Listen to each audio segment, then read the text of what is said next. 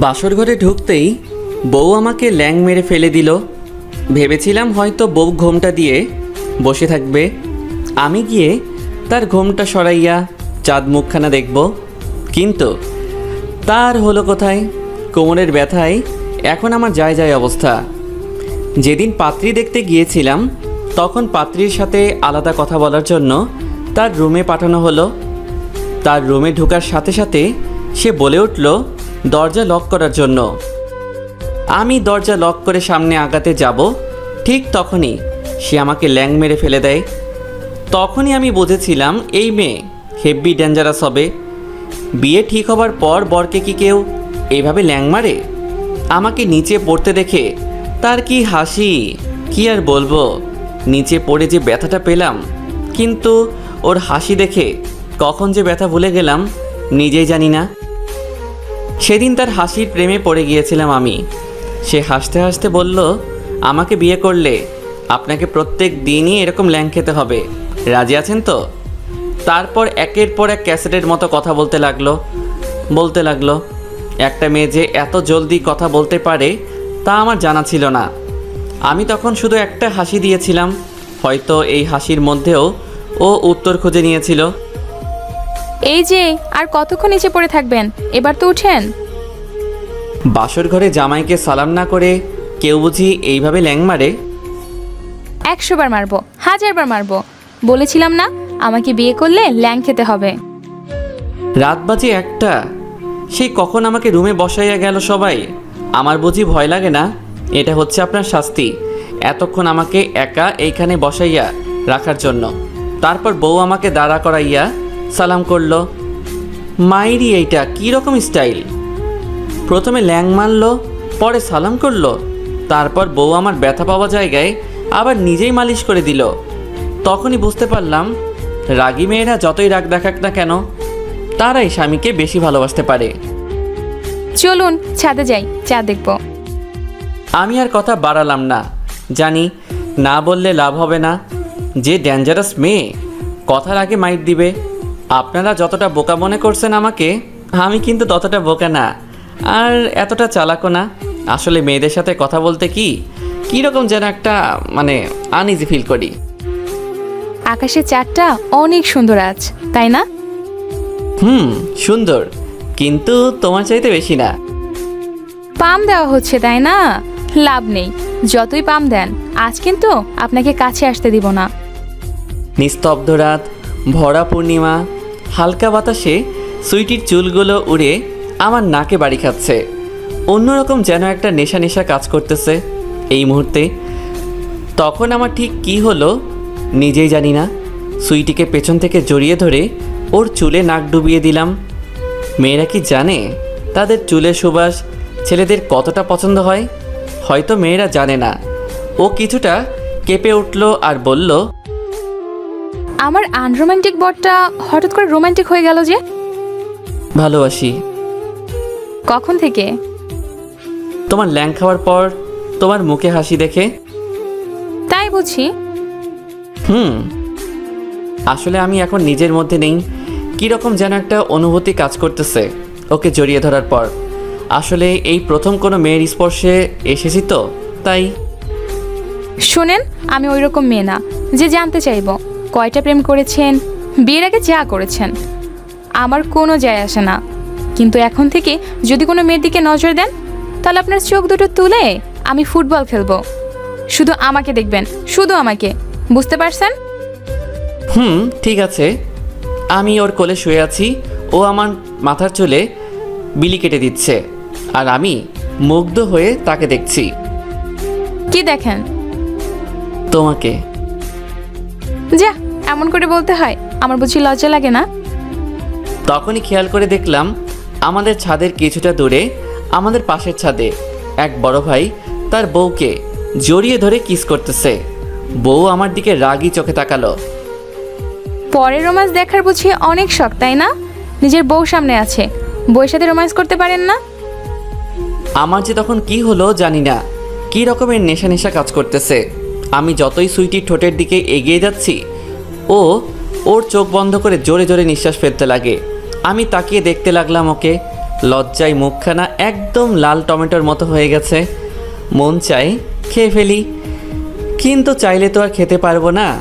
বউ আমার একটাই, খেয়ে ফেললে পরে পাবোটা কোথায়? অনেকক্ষণ হয়ে গেল, আমি কিছু করি নাই। দেখে বউ আমার নিজেই তার ঠোঁটের সাথে আমার ঠোঁট দুটো মিলিয়ে দিল। এই প্রথম কারো ঠোঁটের স্বাদ পেলাম। কী যে অনুভূতি, যে প্রথম ঠোঁটের স্বাদ পেয়েছে সেই বলতে পারবে। কিছুক্ষণ আমাদের দুজনের মধ্যে কম্পিটিশন চলল, কে কাকে কতটা কিস করতে পারে। আমি চেয়েও নিজেকে ঠিক রাখতে পারলাম না, ওকে কোলে তুলে নিলাম। বউ আমার লজ্জায় আমার দিকে তাকাতে পারে না, আমার বুকে মুখ লুকালো। আস্তে আস্তে ওকে নিয়ে রুমে আসতে লাগলাম। বুকের ভিতরটা ধকধক আওয়াজ, এটা কী রকম যেন বেড়ে গেল। বউ আমার বুকে কান পেতে আওয়াজটা শুনতে লাগলো। ওকে বিছানায় শুইয়ে দিয়ে শুধু এতটুকুই বলেছিলাম, তোমাকে নিয়ে এক সুখের দেশে পাড়ি জমাতে চাই, যাবে আমার সাথে সেই দেশে? সে বলল, বাসরাত পুরোটাকে কথা বলে কাটিয়ে দেবে নাকি? বাসরকে দিনে করবে? গাধা কোথাকার! সব কথা কি মুখে বলতে হয়? চোখ দেখে বুঝে নিতে পারো না? জানো না মেয়েদের বুক ফাটে তো মুখ ফোটে না? আমি আমার কথার উত্তর পেয়ে গেছিলাম। ওর কপালে একটা ভালোবাসার পরশ এঁকে দিলাম। সে আবেশে চোখ বন্ধ করে ফেলল। ওর হাতের আঙুলের ভাঁজে ভাঁজে আমার আঙ্গুল দিয়ে আটকে ধরলাম। সুইটির ঠোঁট দুটো কাঁপছে। আমি ওর ঠোঁট জোড়া নিজের আয়ত্তে নিয়ে নিলাম। এক অন্যরকম আবেশে হারিয়ে গেলাম দুজনে। আমার পিঠের অনেক জায়গায় সুইটি তার নখ দিয়ে আঁচড়ে দিয়েছিল, কিন্তু ওর ভালোবাসার কাছে এই সামান্য আঁচড়ের আঘাত যেন কিছুই মনে হলো না। পরের দিন সকালে শুয়ে আছি, সুইটি আমার বুকের উপর মাথা রেখে শুয়ে আছে।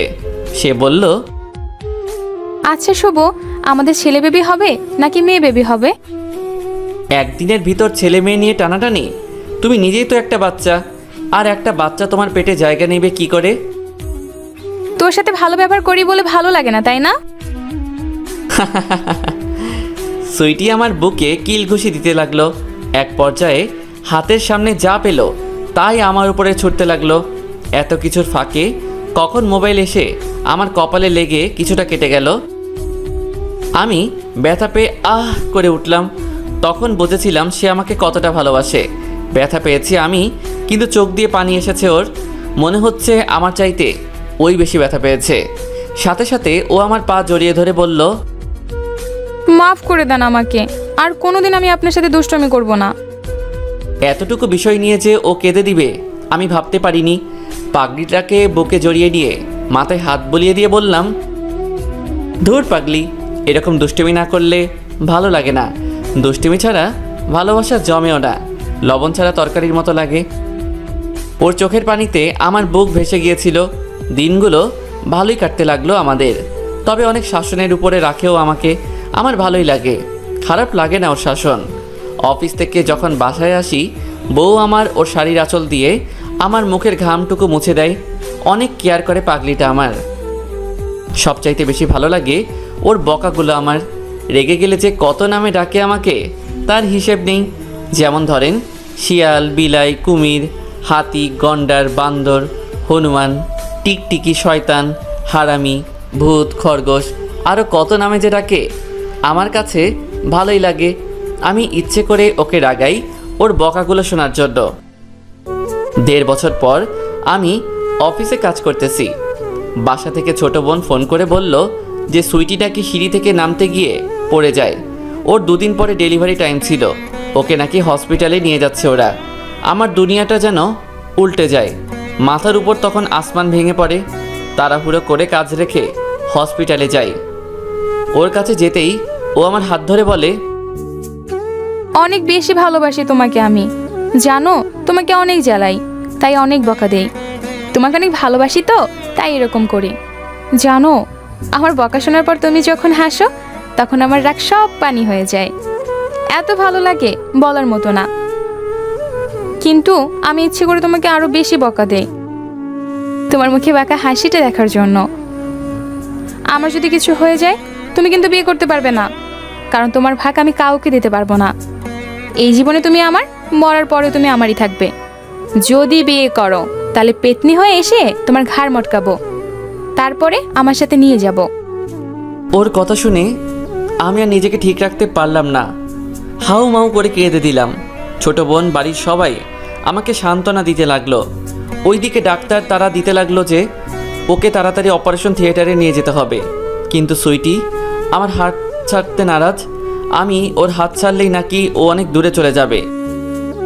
এই টিকটিকি, বান্দর, হনুমান, কাঁদছো কেন? জানো না তুমি কাঁদলে আমার কষ্ট হয়?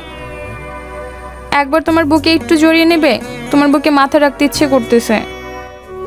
আমি এক মুহূর্ত দেরি না করে ওর মাথাটা আমার বুকে চেপে ধরলাম। একবার জান পাখি বলে ডাকবে? আমার না অনেক শুনতে ইচ্ছে করছে, আর যদি শুনতে না পারি তাহলে? কিছু হবে না তোমার, আমি কিছু হতে দিব না।